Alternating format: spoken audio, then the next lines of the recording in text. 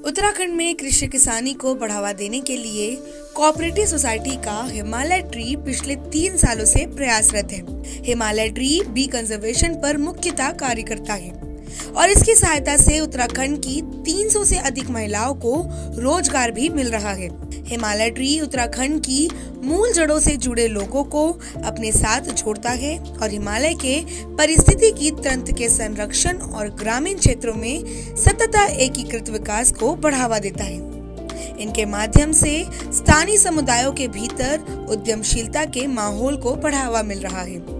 Local 18 से बातचीत करते हुए सुमन देव बताते हैं कि उनके पास उत्तराखंड राज्य के गढ़वाल और कुमाऊं क्षेत्र में स्वयं सहायता और उत्पादक समूह हैं। वह इन ग्रुपों को उनकी स्थानीय उपज के लिए रोजगार परक सहायता प्रदान करते हैं और उनके जीवन को सामाजिक और आर्थिक रूप से बदलने में मदद करते हैं। उन्होंने कहा, हमारा दृष्टिकोण समुदाय संचालित प्रयासों पर आधारित है जो आर्थिक सशक्तिकरण और स्थिरता की सुविधा प्रदान करता है और आत्मनिर्भर बनने में मदद करता है। वह आगे कहते हैं कि पहाड़ी शहद की डिमांड देश भर में है। उत्तराखंडी शहद को दिल्ली, मुंबई के साथ देश के कई राज्यों में काफी पसंद किया जा रहा है और इसकी डिमांड भी दिन प्रतिदिन बढ़ती चली आ रही है। प्राकृतिक गुणवत्ता वाले जैविक उत्पादों की बिक्री के माध्यम से ग्रामीण क्षेत्रों में सतत विकास की दिशा में आगे बढ़ना और किसानों को बढ़ावा देना ही हिमालय ट्री का उद्देश्य है।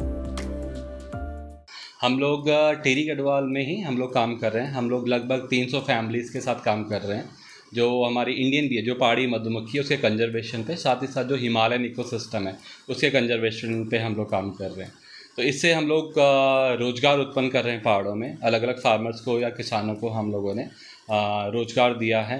इसमें 170 महिलाएं हमारे साथ जुड़ी हुई हैं, फिर 30 लोग इसमें SC ST से हैं और बाकी इसमें जो बाकी लोग भी इसमें एडेड हैं, तो उनके साथ हम लोग काम कर रहे हैं।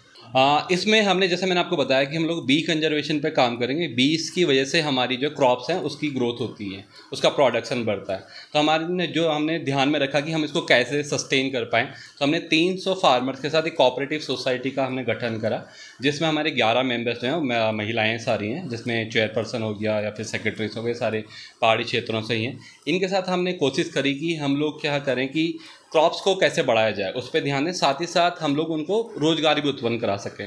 तो जैसे हमने हमने सोचा कि मधुमक्खी पॉलिनेशन करती हैं। सब हम पढ़ते हुए बचपन से आए हैं कि मधुमक्खी पॉलिनेशन की सहायता से, परागीकरण जिसे हम कहते हैं, उसकी सहायता से जो प्रोडक्शन ग्रोथ होती है।